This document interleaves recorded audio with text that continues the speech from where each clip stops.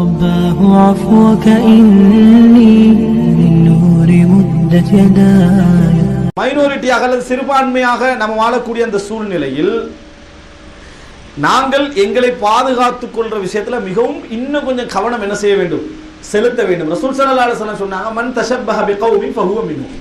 யார் ஒரு சமுதாயத்தை சமுதாயத்திற்கு ஒப்பாக நடக்கிறாரோ அவர் அந்த சமுதாயத்தை சார்ந்தவர் என்று ரசூல் ஸல்லல்லாஹு அலைஹி வஸல்லம் சொல்றாங்க. எதனால சொல்றாங்க ரசூல் ஸல்லல்லாஹு அலைஹி வஸல்லம்? உள்ளத்துல நம்ம அந்த நம்பிக்கையே இல்லை.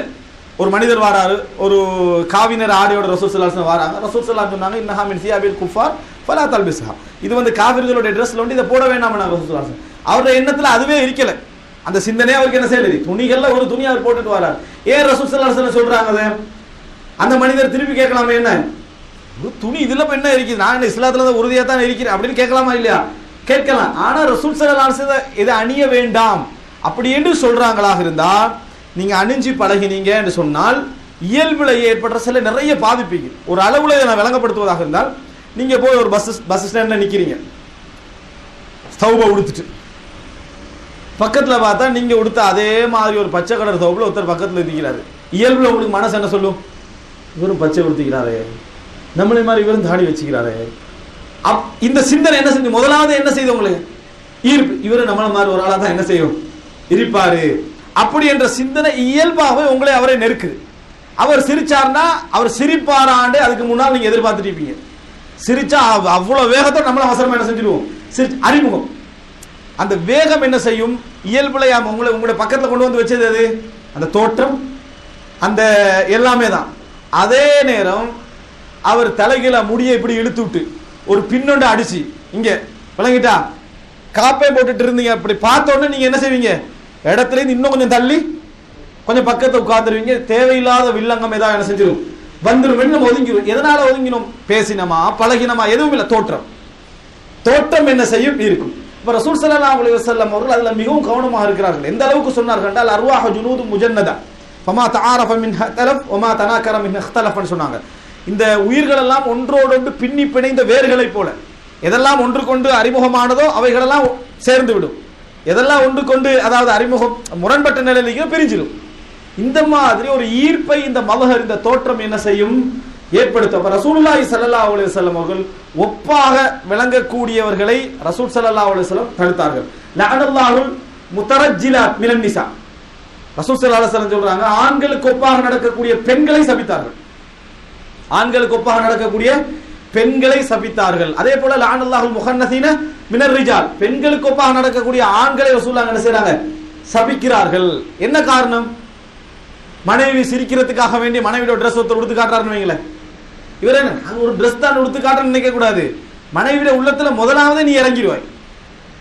நீ அதை என்றைக்கு ஒரு நாள் நீ உடுத்தாலும் சரி, மனைவியோட உள்ளத்துல என்ன செஞ்சிடும், ஒரு ஸ்டெப் நீ இறங்கிடுவாய். உண்ட கொண இயல்பு அதை என்ன செய்யும் காட்டும், உனது பலகீனத்தை அதை என்ன செய்யும் காட்டும். என்றைக்கும் அல்லாஹு தஆலா எங்களுக்கு தந்த இயல்பு மார்க்கம் இந்த தீன், இதுக்கு மாற்றமான ஒரு தோற்றத்தை அந்நியர்களுக்கு ஒப்பாகவோ பெண்களுக்கு ஒப்பாகவோ எதுக்காக நம்ம என்ன செய்யக்கூடாது, மாறக்கூடாது. மாறினால் அவர்கள் மன் தஷப்பஹ பிகௌமின் ஃபஹுவ மின், அந்த சமுதாயத்தை சார்ந்தவர்கள் ரசூல் ஸல்லல்லாஹு அலைஹி வஸல்லம் சொல்றாங்க. இதனாலதான் அன்புள்ள சகோதரர்களே, இதனால இப்ப உதாரணமா பாருங்க, இப்ராஹிம் அலைஹிஸ்ஸலாம் ரப்பிஜ்அல் ஹாதல் பலத ஆமினன், இந்த ஊரை நீ பாதுகாப்பான ஊராக மாற்றுவாயாக. அதுக்கு பிறகு என்ன சொல்றாங்க, வஜுனுபனி வபனி அன் நஅபுதல் அஸ்னாம், என்னையும் என் பிள்ளைகளையும் சிலைகளை வணங்குவதை விட்டும் தூரமாக்குவாயாக. நம்ம யாராவது இந்த துவா கேட்டிக்கிறோமா? என் பிள்ளையும் நானும் சிலை வணங்க கூடாது கேட்டிக்க மாட்டோம், அப்படித்தானே? நம்ம பிள்ளை எங்க சிலை வணங்க போகுது, அப்படித்தானே? எங்கட பிள்ளைகள்லாம் எங்க சிலை வணங்க போகுது, அந்த மாதிரி எண்ணத்திலே இல்லை. யாரெல்லாம் என் பிள்ளை கொலைகாரன் ஆகிடக்கூடாது யாராவது துவா கேட்டிக்கிறோமா? இல்லையே. நமக்கு அதுக்கு பெரிய தூரம், கொலை அந்த மாதிரி இடத்துல இல்ல. யாரெல்லாம் என் பிள்ளை கொள்ளைக்காரனாக மாற்றி விடாதே அப்படின்னு நம்ம சாலிகான ஒரு பிள்ளையாக மாத்த நம்ம துவா கேட்டிருக்குமே தவிர எந்த ஒரு பாவத்துக்கு நம்ம அஞ்சியதில்லை. ஆனா இப்ராஹிம் அலைஹிஸ்ஸலாம் என்ன சொல்றாருன்னா, இந்த ஊரை பாதுகாப்பான ஊராக மாற்று, வஜுனுபனி வபனி அன் நஅபுதல் அஸ்னாம், என்னையும் என் பிள்ளைகளையும் சிலைகளை வணங்க விட்டு தூரமாக்கு. அப்படின்னா இப்ராஹிம் அலைஹிஸ்ஸலாம் அதை சொல்ற நேரத்தில் 360 சிலையும் இல்லை அந்த ஊர்ல.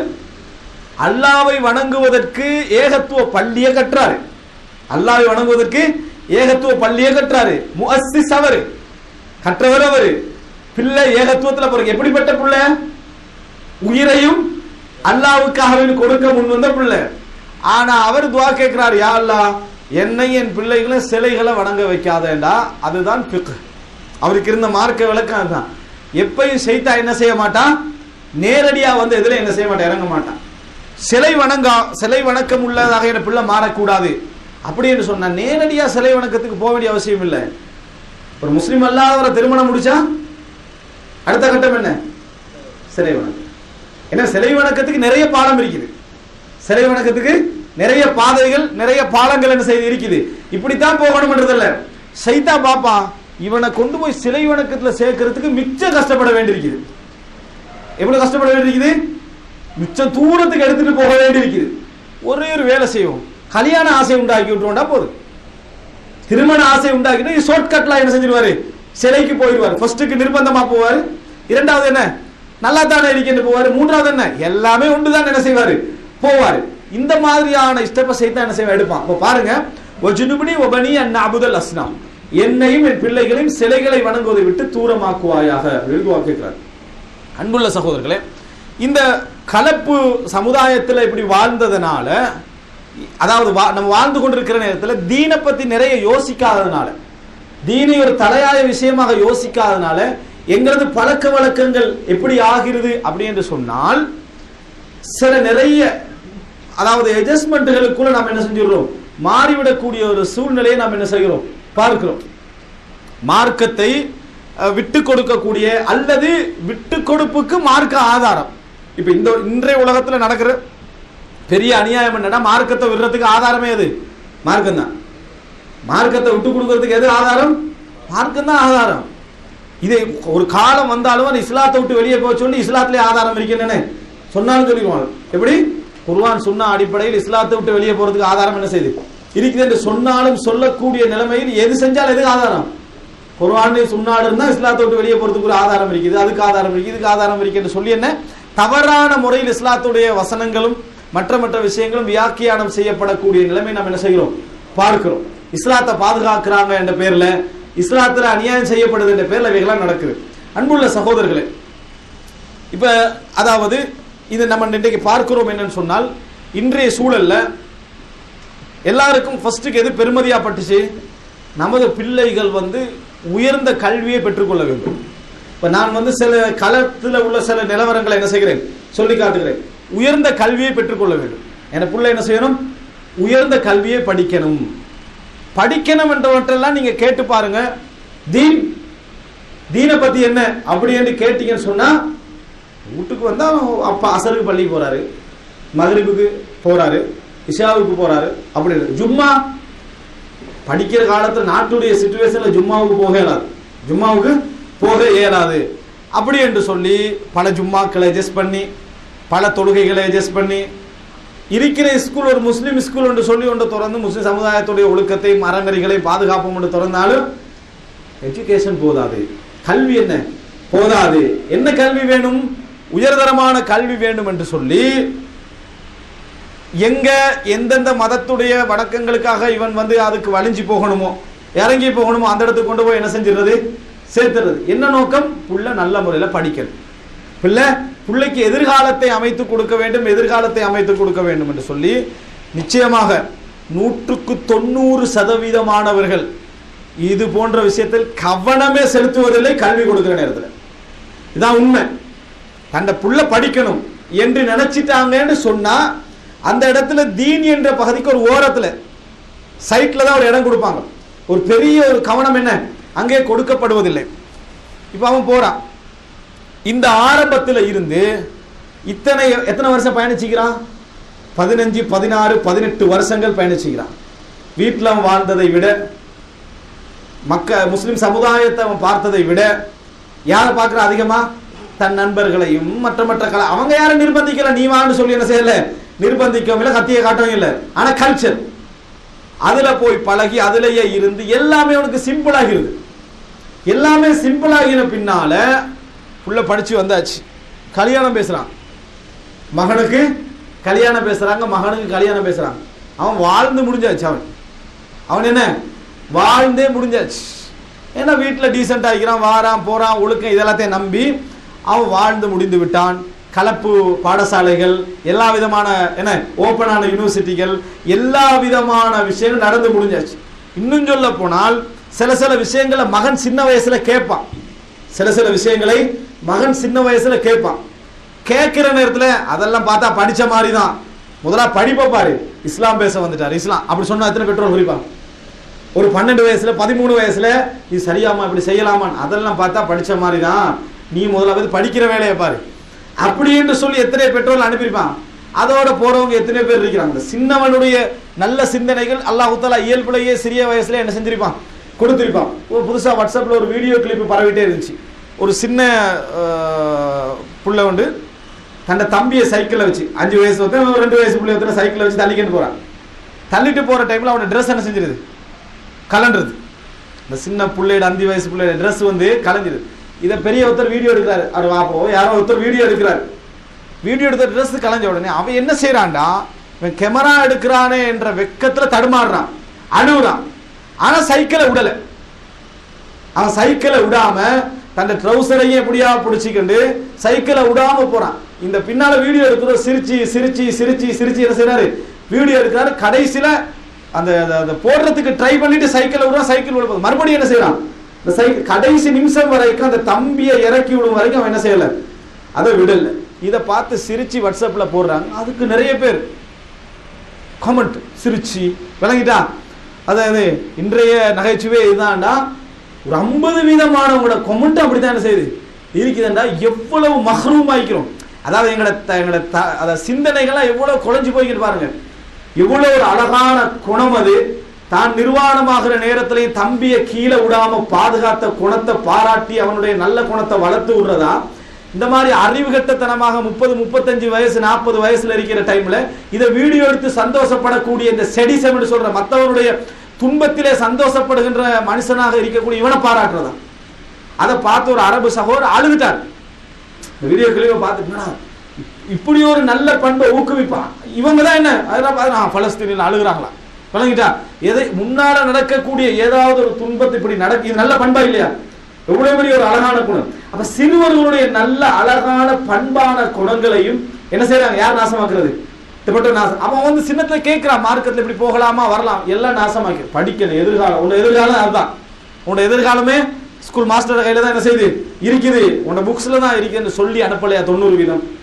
அனுப்பின பின்னால கல்யாணம் பேசுறான். 2 விதமா நடக்குது. சொல்லாம மானத்தை மூடிக்கொண்டு வாழ்றவங்களும் இருக்கிறாங்க. அது உண்மை. அது எப்படி எங்களுக்கு தெரிய வரும், கேள்வியாக வார நேரத்துல, ஆலோசனைகளா கேட்கிற நேரத்துல அப்பதான் விளங்குது இது என்ன பாதிப்பை இது கொண்டு வந்து என்ன செஞ்சுக்குது சேர்த்திருக்குது அப்படின்னு விளங்குது. சேர்க்கிற என்ன சொல்றாங்கன்னா, நான் வந்து ஒரு முஸ்லீம் அல்லாத பிள்ளைய விரும்புகிறேன், நான் முஸ்லீம் அல்லாத பிள்ளைய விரும்புகிறேன், அல்லது நான் முஸ்லீம் அல்லாத ஒரு பையனை என்ன செய்கிறேன் விரும்புகிறேன். உடனே பக்கத்து வீட்டுல பள்ளி இருக்கிற ஞாபகம் வருது. சுப்ஹானல்லாஹ், குர்ஆன் ஹதீஸ் பயான் தர்பியா எல்லாம் ஞாபகம் வருது. உடனே ஓடி பாருங்க, என்னது எங்களோட சமுதாயம் இப்படி போய்க்கு, இவர் இந்த சமுதாயம் இப்படியே போனா நிலைமை என்ன, அவரோட பிள்ளைக்காக வேண்டிதான் இப்ப இஸ்லாம் தேவைப்படுது ஊருக்கு விளங்கிட்டா. இந்த சமுதாயம் இந்த சிச்சுவேஷனுக்கு போனா என்ன நடக்கிறது, உடனே அங்க மேலுக்கு இருந்து ஃபத்வா என்ன மூர்த்ததாய் வச்சாங்க டக்குன்னு எல்லாம் என்ன தர்ற எல்லாம் முடிஞ்சிருது. அது என்ன எங்க கோளாறு நடந்தது, எங்கிருந்து இது ஆரம்பிக்குது, என்ன பிரச்சனை, எங்க போய் நிக்குது, தீர்வுக்கு 4 பேர் யோசிச்சு அவனையும் சேர்த்து மூடிடுறது, அவனே சேர்த்து என்ன செஞ்சிடறது மூடிடுறது. அவன் அதுக்கு செய்யறான், இவன் இதுக்கு செய்யறான், இவன் லாப நோக்கம் தான், அவன் சம்பாதிக்கிறான் அப்படி என்று சொல்லி ஒரு நல்ல முறையில சமூக சீர்திருத்தத்துக்கு வார ஒருவரை சரி கட்டி தவறுகளை திருத்தி எப்படியாவது ஒரு தீர்வுக்கு நோக்கி போக நினைக்கிறோமா, நினைக்கல. அன்புள்ள சகோதரர்களை, இதன் காரணமாக என்ன நடக்குது, அப்பதான் மார்க்கம், அப்பதான் தீன், எல்லா கேள்விகளும் அப்ப என்ன செய்யுது வரக்கூடிய ஒரு நிலையை நம்ம பார்க்கிறோமா இல்லையா.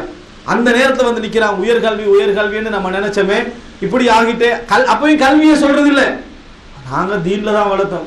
அது அவங்கலாம் என்ன 5 நேரம் தொழுவாங்க, 5 நேரம் தொழுவுறேன்னு சொல்றது விளங்கிட்டா, இவ்வளவுதான். மற்றபடியான எந்த விதமான தீனுடைய பற்றும் எதுவுமே இல்லை. பிள்ளைய படிக்க வச்சுக்கிறான் லோன்ல, வண்டி எடுத்துக்கிறான் லோன்ல, எல்லாமே என்ன வட்டியும் அதுவும் இதுவும் எல்லா விஷயங்களை செய்து பிள்ளை என்ன செஞ்சிட்டானா, அந்நிய ஒருவரை திருமணம் முடித்து விட்டார். தீர்வு என்ன, உலமாக்கெல்லாம் என்ன செய்து கொண்டிருக்கிறார்கள், இப்படி உலமாக்கள்லாம் என்ன செய்யும். ஒரு சகோதரருக்கு ஒருத்தர் கால் பண்றாரு இந்த பராத்து டைம்ல, இதோட சம்பந்தப்பட்ட என்ன பராத்து டைம்ல பராத்து ரொட்டி எல்லாம் கொடுக்குறாங்களே, ஃபோன் பண்ணி இந்த மூலம் என்ன செஞ்சுட்டு இருக்கிறீங்க, என்னோட வீட்டுல பராத்து ரொட்டி கொடுத்துட்டியா, நீங்க சும்மா பார்த்துட்டு இருக்கிறீங்களேன்டாரு. உங்களோட வீட்டுல பராத்து ரொட்டி கொடுத்துட்டீங்கிறதுக்கு நான் என்ன செய்யறேன் அவர் கேட்டாரு.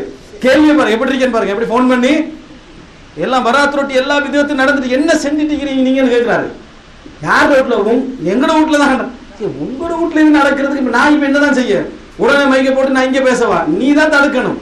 என்ன நினைச்சிட்டாங்கன்னு சொன்னா அவர் அவரோட வேலையெல்லாம் பார்ப்பாரு, அமைதியா இருந்துட்டு பாரு, எல்லாம் நடந்துகிட்டு இருக்கும். ஏதாவது நடந்தா இங்க போன் பண்ணி என்ன செஞ்சுட்டு இருக்கீங்க எல்லாரும் அப்படியே என்ன செய்யறது கேட்கறது. இந்த மாதிரி ஒரு சமூக பொறுப்பும் சமூக கடமையும் கடைசியில தலையில வைக்கிற விஷயம் ஆயிடுச்சு. நீதான் காரணம், இல்ல நீதான் காரணம், அல்லது நீதான் காரணம் என்று எல்லோரும் காரணம். இந்த சமூகத்துடைய கட்டமைப்பு சீர்குலைந்து போடுறத கை கட்டி பார்த்துட்டு யாரா உளுந்தா கை கட்டி பார்த்து அவன் உழுந்துட்டான், நம்ம எதிரி என்ன செஞ்சுட்டான், இவன் அடுத்த டீம் யாரு, இவன் உழப்புறான், இவனுக்கு இப்படி எதிரியான டீம் கடைசியில் இவன் உழப்ப அவன் கை கட்டி பார்த்துட்டு இவன் சொல்ற அவன் கை கட்டி பார்த்துட்டு. இதுதான் நிலைமை. இந்த கல்ச்சர் தாக்கம், இந்த இப்படிப்பட்ட ஒரு கலாச்சார தாக்கம் இந்த மாதிரியான நிலைமை அடைந்திருக்கிறது. யாராவது திருப்பி யோசிக்கிறாங்க கேட்டா இல்ல. நல்ல முறையில் புரிந்து கொள்ளுங்கள். இந்த சமுதாயத்துடைய பெரிய சல்லடை ஓட்டையே எதுல தெரியுமா இருக்குது? கல்வி என்ற பேரால் நடக்கக்கூடிய இடத்துல மட்டும்தான். ஏன் டோட்டல் சமுதாயமும் அங்க நிக்குது. 5 வயசு 5 இல்ல இப்ப 3 வயசு விளையா 3 வயசுல இருந்து கொண்டு போய் நின்று அவன் இப்படி திறக்கிற கண் திறக்கிறதே எங்க இவங்கதான். அதுலதான் அவன் கண் திறக்கிறான். கண் திறக்க ஆரம்பிச்சதுல இருந்து அவன் சரியா பார்க்கிற டைம் வரும் வரைக்கும், அறிவால பார்க்கிற நேரம் வரைக்கும் அவன் கண்டதும் கேட்டதும் படித்ததும் யோசித்ததும் பழகியதும் எல்லாமே இது இதுலதான். அதை பத்தி எதுவுமே யோசிக்கிறது இல்லை. அதை பற்றி என்னது எதுவுமே யோசிப்பது இல்லை. ஆனால் பிறகு என்ன செய்யறது, நமக்கு வீழ்ந்து விட்டோம், அப்படி நடந்துட்டோம், இப்படி நடந்துட்டோம் சொல்றது. இதை கேட்டாலும் என்ன பயம்? எதிர்காலத்துல நமது பிள்ளை எப்படி வாழ்வான் கேள்வி. எதிர்காலத்துல நம்ம பிள்ளை எப்படி வாழ்வான்? அதனால நம்ம என்ன எவ்வளவுதான் பண்ணிட்டாலும் சரி, எவ்வளவுதான் சொல்லிவிட்டாலும் சரி, எவ்வளவுதான் நீங்க மார்க்க விளக்க சொல்லிட்டாலும் சரி, அந்த இடம் அவர்களுக்கு அசைய முடியாமல் இருப்பதற்கான காரணம் 2 இருக்குது. ஒன்று சமூக ரீதியான தீர்வுகள் குறைவு, அதுக்கான மாற்று தீர்வுகள் குறைவு, அது உண்மை. ஆனால் தீர்வுக்கு வாரதுக்கு முதலாக நீ உள்ளத்தால தயாராகணுமா இல்லையா? அந்த தயார் நிலையில யாருமே என்ன இல்லை. இது இருக்கும் வரைக்கும் இது இருக்கும் வரைக்கும் இந்த கலாச்சார தாக்கம் என்கின்ற ஒன்று மிக வேகமாக வளர்ந்து கொண்டே இருக்கும் என்பதில் சந்தேகமே கிடையாது. அதெல்லாம் திட்டமிட்டு நடந்துட்டு இருக்காது. அதெல்லாம் திட்டமிட்ட அடிப்படையில் நடந்து கொண்டிருக்கக்கூடிய ஒரு நிலையை நாம் என்ன செய்கிறோம் பார்க்கிறோம்.